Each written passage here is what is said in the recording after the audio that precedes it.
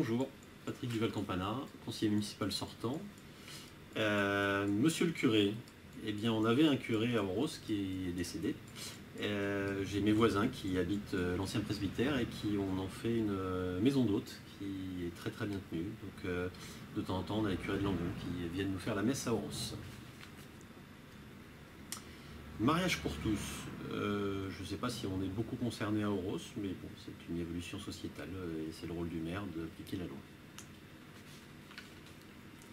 Gilets jaunes. Alors Gilets jaunes, ici on est en pleine ruralité et je crois que il y a eu un certain nombre d'habitants d'Oros que j'ai rencontrés qui étaient sur les premiers barrages, enfin les premières manifestations. Ça reflète vraiment un mal-être social où les gens votent, les gouvernements changent, mais la politique ne change pas.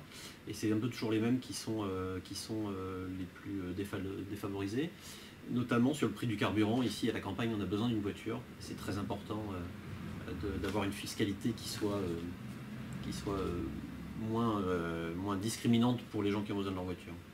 Petite enfance, eh bien on a la chance ici d'avoir à Oros une école maternelle, une école primaire dans le même local, qui est dynamique avec entre 170 et 200 enfants, plus une crèche, plus des relais d'assistantes maternelles, mais je pense qu'il y a de la demande qui est insatisfaite et donc il faut encore développer ça. Halal, on n'est pas vraiment concerné pour le moment à Oros par cette taxe sur ce type de nourriture. Passage clouté, alors là c'est important parce que au niveau de la sécurité routière, ici sur l'axe principal d'Oros, il y a beaucoup de convois exceptionnels qui passent. Certains passages cloutés sont mal signalés à mon sens et j'ai eu, en rencontrant des habitants d'Oros, des idées et des suggestions. Et donc si je suis au prochain conseil municipal, j'essaierai d'en faire part au nouveau maire ou de le mettre en place si les Orosais choisissent de nous mettre liste majoritaire. Rond-point, il n'y en a pas pour le moment en Oros, donc pas concerné. Coluche, on passe.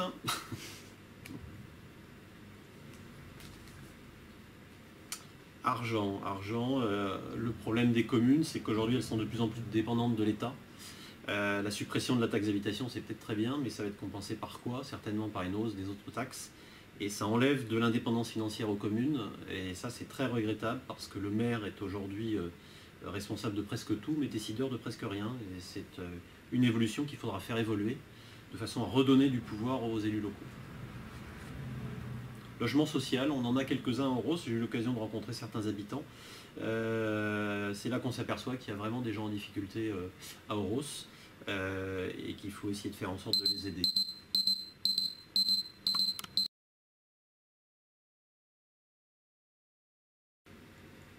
On parlait de la petite enfance. Les jeunes, c'est l'avenir du village, c'est l'avenir de la France. Et ici à Oros, on a la chance d'avoir une crèche intercommunale qu'il faut peut-être envisager d'agrandir. Et puis on a également des assistantes maternelles, mais d'après ce que l'on m'a dit, il y a des demandes qui sont non satisfaites. Et donc il faut envisager de développer ça. On a la chance aussi d'avoir une école maternelle et une école primaire qui accueillent entre 170 et 200 enfants selon les années. On est confronté à une baisse des effectifs comme dans tout le sud Gironde, mais il faut faire venir de nouveaux habitants et la meilleure façon de faire venir de nouveaux habitants, c'est de proposer au village des services publics et des services privés, soutenir les commerces de façon à créer de nouveaux emplois locaux et faire en sorte que les gens aient envie de venir s'installer à Oros. Il faut également, à mon avis, créer un parc pour les jeunes enfants et proposer des choses aux adolescents en dehors du secteur associatif. Pourquoi pas un conseil municipal des jeunes ou un local pour les ados.